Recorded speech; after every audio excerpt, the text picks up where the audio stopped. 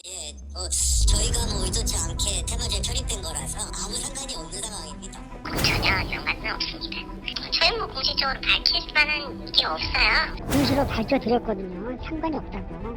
그 사실이 맞다 그러면은 내가 마이너스 한 50%? 거의 반토막 나오던데.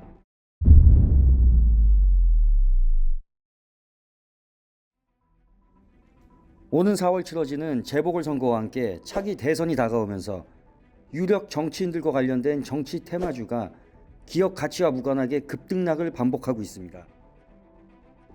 한 후보자당 평균 관련 테마주는 무려 4-5개에 달하기도 합니다. 너도 나도 관련주를 자처하는 수많은 기업들, 과연 이 정치인 테마주의 실체는 무엇일까요? 안철수 테마주의 단골 종목은 안랩 외에도 써니전자가 있습니다. 지난해 12월 안 대표가 서울시장 출마를 공식화하자 주가 상승이 나타났는데 지난달 7일에는 출마 선언일과 비교해 약 30%가 상승했습니다. 예, 저희가 뭐 의도치 않게 테마주에 편입된 거라서 아무 상관이 없는 상황입니다. 그 과거에 아주 과거에 뭐 몇 년 벌써 한 5년 이상 되셨죠? 그 안랩 연구소 쪽에 계셨던 분이 저희 쪽에 경영진에 계셨던 적이 있었어요. 그때 당시에 테마주가 아마 형성이 된 것 같고요. 그 이후에는 그분이 퇴사를 하신 지가 벌써 또 한참 되셨거든요.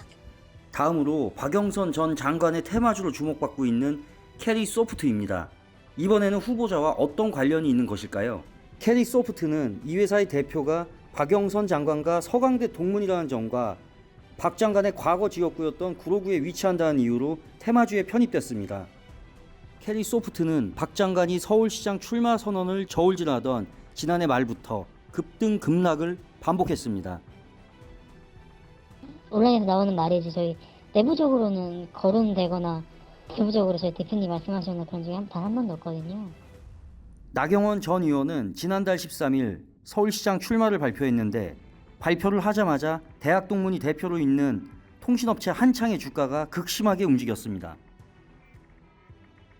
예전에 그 나경원 씨 서울시 출마했을 때도 같이 묶였었는데 딴 게 아니고 그냥 사장님 서울대 법대 동기여가지고 그것 때문에 뭐 시장에서 그렇게 연관 지은 것 같습니다.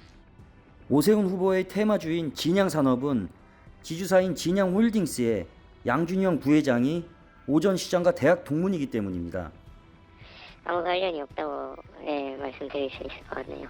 뭐 일면식도 없으셨다고 제가 알고 있었는데 그냥 같은 학교였다 이걸로 묶인다는 게 대선 후보자들의 관련주들 역시 상황이 별반 다르지 않았습니다. 대표가 후원의 전 회장이거나 계열사 전 대표가 친동생, 회사 대표가 후보의 대학 동문, 회장이 종친이라는 이유 등 애매한 연결고리가 대부분입니다. 그럼에도 투자자들은 휩쓸리고 있습니다. 저희 사업가 이재명 지사하고는 전혀 연관은 없습니다.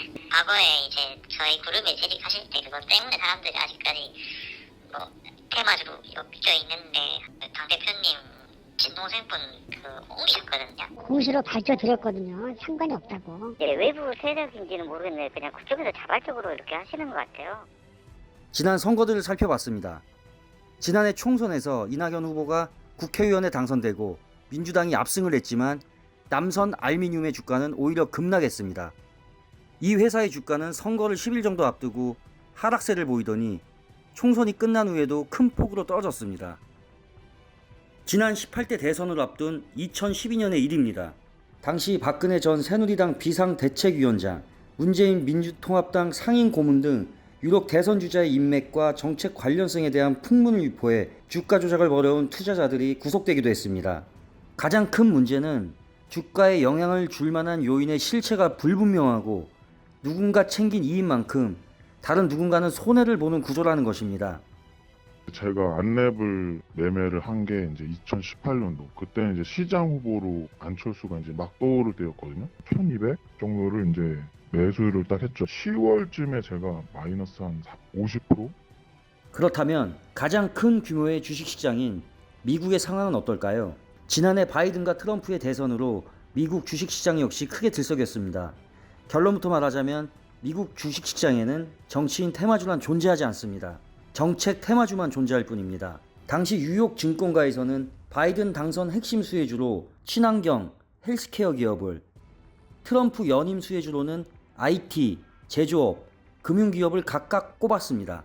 후보의 정책 위주의 수혜주들이 주목을 받은 것입니다. 하지만 당시 국내에서 바이든 관련주로 묶인 종목들을 보면 그야말로 코미디입니다.